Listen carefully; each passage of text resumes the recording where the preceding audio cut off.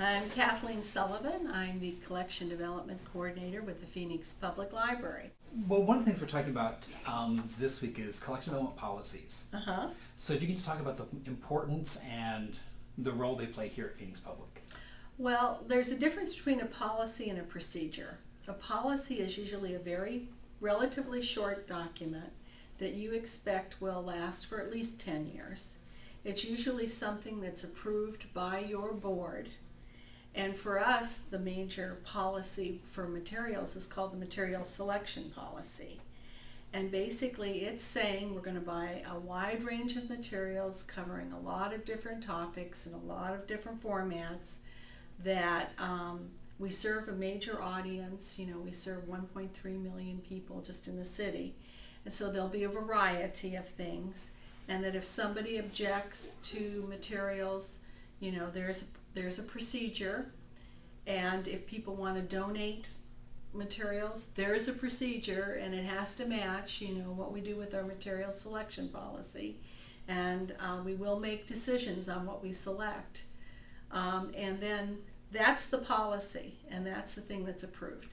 A lot of people call policies, you know, my fiction policy, my nonfiction policy. That really, to me, is a procedure.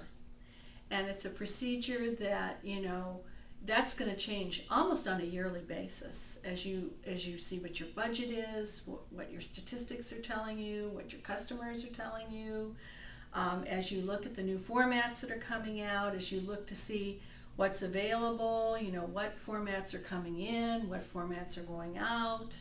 And that is a procedure that sort of cascades down from the policy, saying, you know, yes, we're going to carry urban fiction. Yes, we're going to carry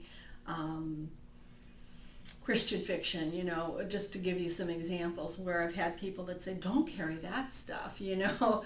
Well, you're going to say, yeah, I am, but that's in your procedures, because that could change over time. You know, what if Christian fiction just suddenly dies as a kind of genre?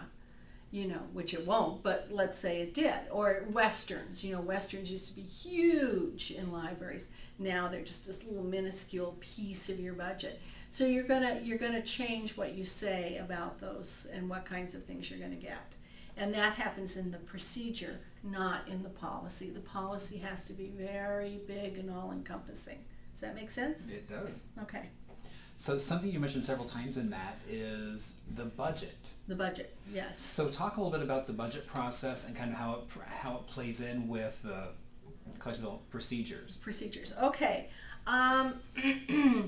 Well, usually it's not up to me to say what kind of budget that we get. I'm usually told what the budget is, and then I get to, you know, make very strong suggestions about how that budget should be spent.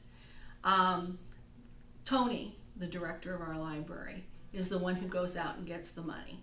And she's the one who uses the political know-how and so on to make sure that the budget happens. Then I'm told what the budget is. And in the last couple of years, we've had some pretty major hits, over $2 million, you know, over the last couple of years.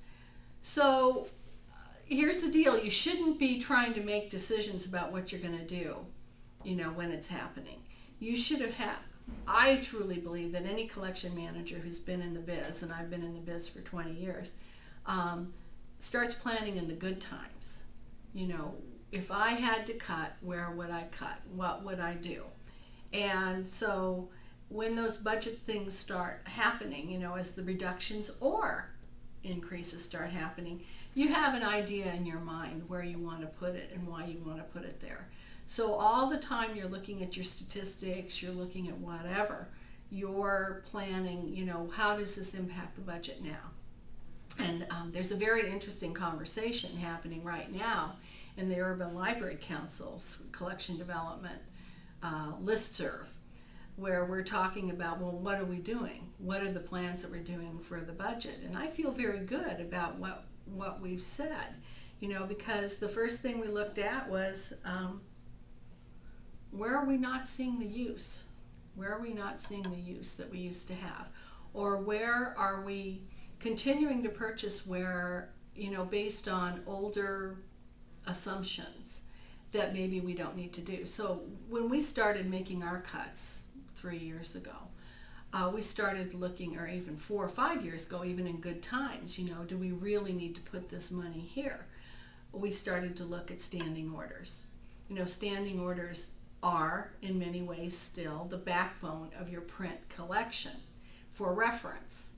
But we all know that the use of reference books is not what it used to be. People prefer to get it in electronic formats for many, many positive and good reasons. And so all of a sudden we're saying, well, these are becoming destination titles, what I call destination titles, because you need to be able to say, well, people will actually travel to your location to look at this book. That's how important this item is to your reference collection. So all of a sudden we were asking, are these really destination titles? Because a lot of people will go online, a lot of people will use our online resources, rather than have to travel a distance to come and look at a book. And there are destination titles. Value Line for us is still a destination title. Now, if I could get it online, I would. But because they think every person in Phoenix is going to come in and use it and want to charge us as if 1.3 million people, including the 2-year-olds, are going to come in and use this item, we can't afford Value Line online. So we buy the paper, and it's still a destination title. I don't know a branch that's planning to drop it, because people still do come in and use it. But eventually, it may turn out, much to our surprise, that people decide, hey, I don't need Value Line.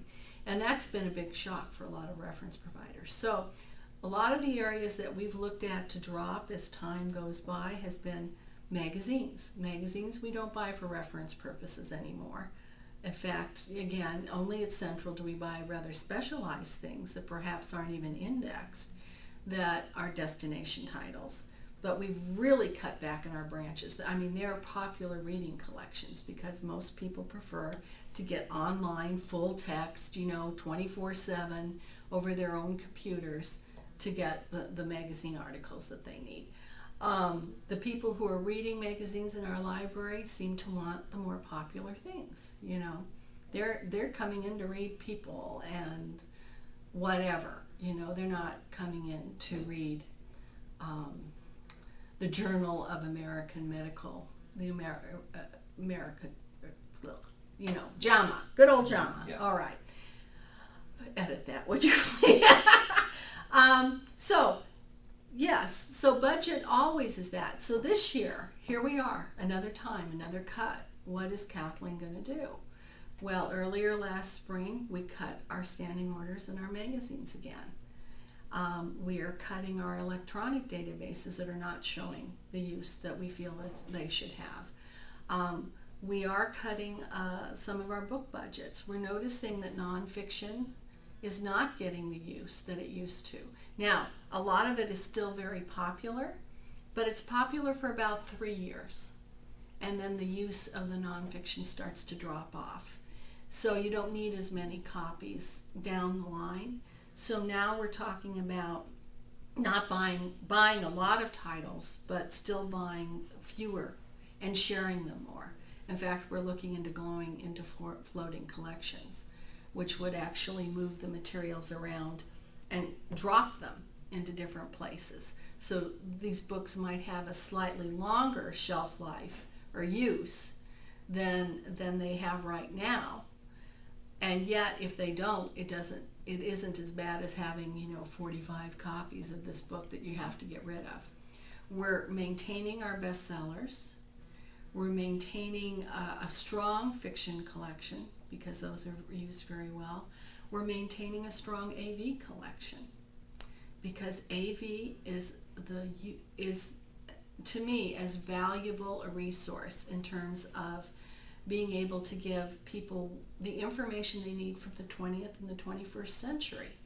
The great storytelling of the 20th century. Yeah, there's books, but there's a lot of movies too, that if you don't have them in your library, basically you're not presenting an important part of cultural knowledge for the future.